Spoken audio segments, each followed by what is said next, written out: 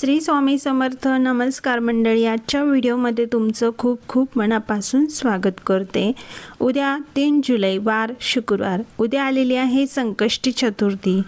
उद्याची चतुर्थी ही कृष्ण पिंगल संकष्टी चतुर्थी आहे. ही चतुर्थी ज्येष्ठ महिन्याच्या कृष्ण पक्षाच्या चतुर्थ तिथीला येते. या चतुर्थीला सर्व सिद्धी योग तयार होणार आहे. संकष्टी चतुर्थीचा चंद्रोदय रात्री 9:52 आहे. श्री गणेश विघ्नहर्ता बुद्धीचे देवता आहेत. कोणती पूजा करण्या अगोदर श्री गणेशाची पूजा केली जाते. त्यांना पहिला मान दिला जातो. त्यानंतर पूजेला सुरुवात करतात. गणपती बाप्पा ज्ञानाचे विद्येचे देवता मानले जातात. त्याचबरोबर इच्छापूर्ती देवता म्हणून देखील मानले जाते. धार्मिक दृष्टीने संकष्टी चतुर्थी हा दिवस खूप महत्त्वाचा असल्याने या दिवशी आपल्या वास्तुशास्त्रात सांगितलेले काही प्रभावी उपाय केले जातात. आज या व्हिडिओमध्ये असेच काही प्रभावी उपाय मी तुम्हाला सांगणार आहे. चतुर्थीचा उपवास नाही केला तरी देखील चालेल, पण उद्या आणा एका झाडाचे एक पान तोडून. जीवनातील कठीण संकटे नाहीसे होतील. घराची मुलाबाळांची भरभरून प्रगती होईल. मुलांच्या अभ्यासात प्रगती होईल. पतीची व्यवसायात नोकरीत प्रगती होत राहील. तर असे कोणत्या झाडाचे पान संकष्टी चतुर्थीच्या दिवशी आपल्याला आणायचे आहे ते या व्हिडिओमध्ये मी तुम्हाला सांगणार आहे. त्यासाठी हा व्हिडिओ शेवटपर्यंत नक्की बघा. व्हिडिओ आवडल्यास एक लाईक करा आणि कमेंट्समध्ये श्री गणेशाय नमः लिहायला विसरू नका. हा उपाय तुम्हाला दुपारच्या 12 वाजल्याच्या आतमध्येच करायचा आहे. प्रत्येकाच्या काहीतरी इच्छा असतात. इच्छा पूर्ण करण्यासाठी आपण आयुष्यात खूप कष्ट करतो, प्रयत्न करत राहतो, पण तेवढे सगळे करून देखील आपल्याला यश मिळत नाही. आपल्याला नशिबाची साथ मिळत नाही. अशा परिस्थितीत जर तुम्ही हा उपाय केला तर नक्कीच तुमच्या प्रयत्नांना यश मिळेल.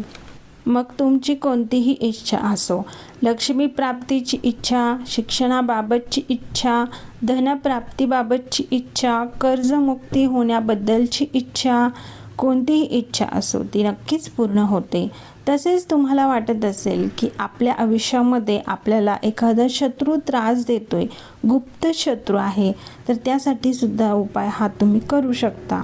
आपल्या परिसरात असे काही झाडे आहेत की त्यांना आपल्या शास्त्रात खूप महत्त्व असते. त्या झाडांमध्ये विशेष प्रकारची दैवी शक्ती असते. जर विशेष तिथीवर हा उपाय केला तर आपल्या इच्छा पूर्ण होतात. असेच एक झाड आहे, ते अगदी कोणाच्या पण दारासमोर असतेच. ते झाड म्हणजे जास्वंदाचे झाड. या झाडाची फुले गणपती बाप्पांना खूप प्रिय आहे आणि पानांचा सुद्धा याचा खूप उपयोग होत असतो. या संकष्टी चतुर्थीच्या दिवशी जर या जास्वंदाच्या झाडाचा उपाय केला तर आपल्या मनोकामना पूर्ण होतात. उद्या लवकर उठून स्वच्छता करावी, घराची आंघोळ करायची आहे, मनोभावी देवपूजा करावी, गणेशाच्या मूर्तीला पंचामृतने अभिषेक घालून घ्यायचा आहे. फोटो असेल तर फोटो व्यवस्थित पुसून घ्यावा. गणपती बाप्पांना अष्टगंध लावायचा आहे. जास्वंदाचे फूल अर्पण करायचे. दुर्वा, अक्षदा, धूप, अगरबत्ती ओवाळून घ्यायची आहे. नैवेद्यासाठी तुम्ही मोदक किंवा गोड खोबऱ्याचा नैवेद्य अर्पण करावा. नंतर आरती करायची आहे. त्यानंतर जास्वंदाच्या झाडाचं एक पान तोडून आणायचं आहे आणि पान कोठेही किडलेलं, खराब झालेलं, पिवळं असं नसावं. हिरवंगार अगदी व्यवस्थित पान आपल्याला तोडून आणायचं आहे आणि त्याचबरोबर त्या झाडाची एक छोटीशी काडीसुद्धा आपल्याला तोडून आणायची आहे. कुंकवाचा गंध तयार करायचा आणि त्या काडीच्या मदतीने जी काडिक आहे ती गंधात बुडवायची आहे आणि पानावरती थोडक्यात तुमची इच्छा लिहायची आहे. नंतर एका प्लेटमध्ये थोडेसे तांदूळ ठेवायचे आहे. तांदळावरती हे जे पान आहे ते पान ठेवायचं आहे. पानावरती एक फूल, दुर्वा ठेवायचा आहे. हळदी लावून घ्यायचं आहे आणि हे जे जास्वंदाचं पान आहे ते दिवसभर आपल्याला गणपती बाप्पासमोर ठेवायचं आहे. आता हे जे पान आहे त्यासमोर आपल्याला बसायचं आहे. म्हणजे देवासमोर आपल्याला बसायचं आहे आणि 21 वेळा तुम्हाला ओम गणपते नमः या मंत्राचा जप करायचा आहे आणि 1 वेळा गणपती अथर्वशीर्षाचं पठण करायचं आहे. नंतर आपली जी काही इच्छा आहे ती इच्छा बोलायची आहे.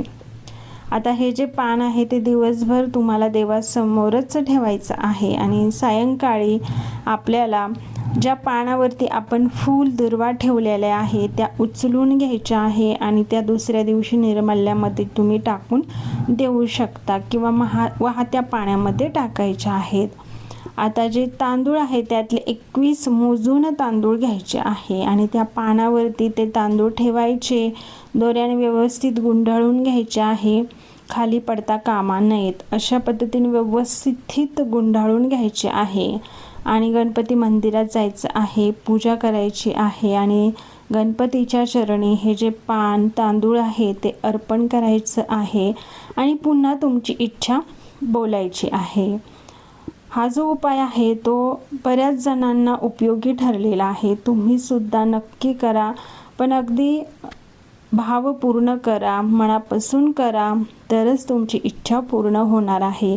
असं नाही की करायचं म्हणून करायचा, अगदी मनापासून करा, मनामध्ये भावना ठेवा, श्रद्धा ठेवा, तरच तुम्हाला हा उपाय उपयोगी ठरणार आहे. तर कशी वाटली तुम्हाला ही महत्त्वपूर्ण माहिती आवडली असेल तर व्हिडिओला एक लाईक करा. चॅनलवर नवीन असाल तर चॅनलला सबस्क्राईब करा. पुन्हा भेटूया अशाच एखाद्या नवीन व्हिडिओमध्ये. तोपर्यंत श्री स्वामी समर्थ.